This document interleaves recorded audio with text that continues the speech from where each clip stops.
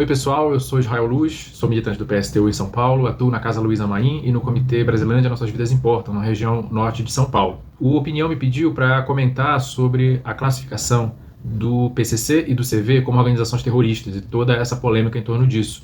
Então eu vou fazer alguns comentários a partir do que eu entendo que significa essa história toda, do ponto de vista do povo trabalhador, especialmente do povo negro e do povo indígena.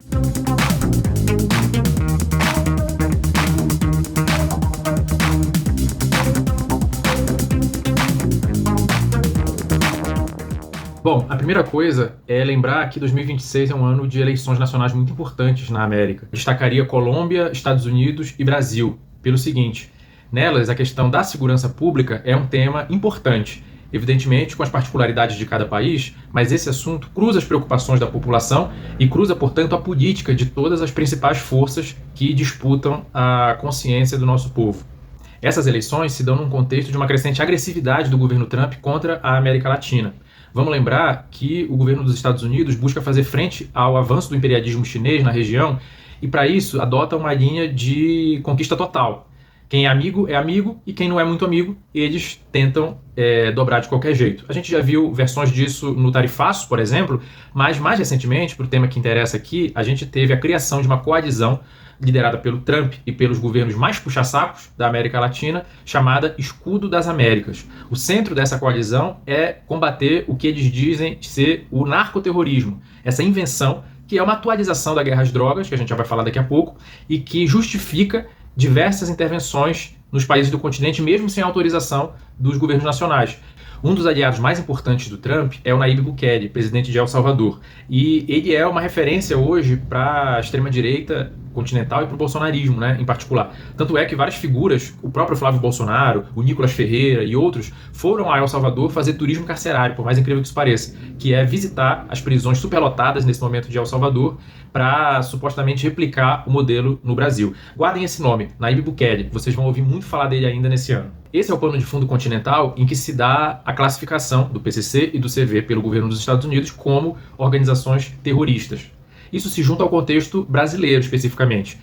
Porque, do ponto de vista nacional, essa classificação é um presente político eleitoral para o bolsonarismo. Não é à toa que ela já estava articulada há muito tempo, há muitos meses, mas ela se deu logo depois da visita do Flávio Bolsonaro aos Estados Unidos. O 01 estava enrolado com o escândalo do Master e com Daniel Vorcaro. Ainda está enrolado, né? E ele precisava mudar a pauta política. Ele precisava aparecer nas manchetes de jornais longe do escândalo do Master. A tentativa dele veio exatamente com essa medida do governo Trump. E é interessante pensar que essa medida acabou ajudando o bolsonarismo de uma maneira geral. Porque se a gente vê São Paulo, por exemplo, o Tarcísio estava pisando em ovos para conseguir defender com mais força a candidatura do Flávio Bolsonaro. Exatamente porque o 01 estava completamente enrolado nesse escândalo do Master.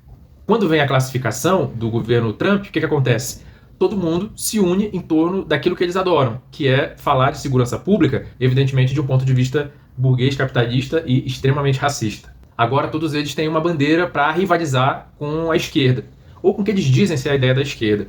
E aqui é importante a gente fazer uma observação. O grande problema político que essas forças majoritárias hoje na esquerda têm é o de replicar o modelo de segurança militarizada, antipopular e racista que a gente tem desde sempre no nosso país. Vejam o que acontece na Bahia, que é um estado governado há muitos anos pelo PT. Sem falar que nessa gestão, em todas as oportunidades que teve, o governo Lula manteve a estrutura militarizada da segurança. Por isso que também é uma coisa um tanto enganosa essa ideia que o governo brasileiro divulgou, de que na visita do Lula ao Trump, ele, ao estabelecer protocolos e mostrar serviço no combate à criminalidade, ele poderia conseguir algum grau de neutralidade em relação às eleições, inclusive em relação a essa questão da segurança pública. Porque existe uma questão de fundo que é a guerra às drogas.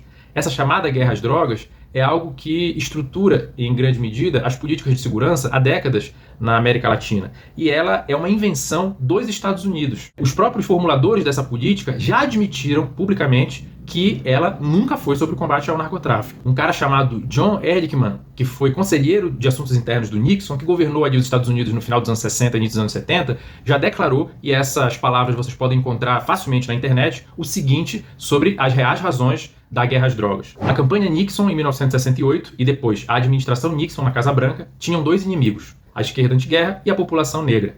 Compreende? Sabíamos que não podíamos ilegalizar o ser contra a guerra ou ser negro, mas ao associarmos os hippies com a maconha e os negros com a heroína e criminalizando-os duramente em seguida, podíamos desfazer essas comunidades, podíamos prender os seus líderes, fazer buscas às suas casas, interromper as suas reuniões e difamá-los todas as noites nos noticiários.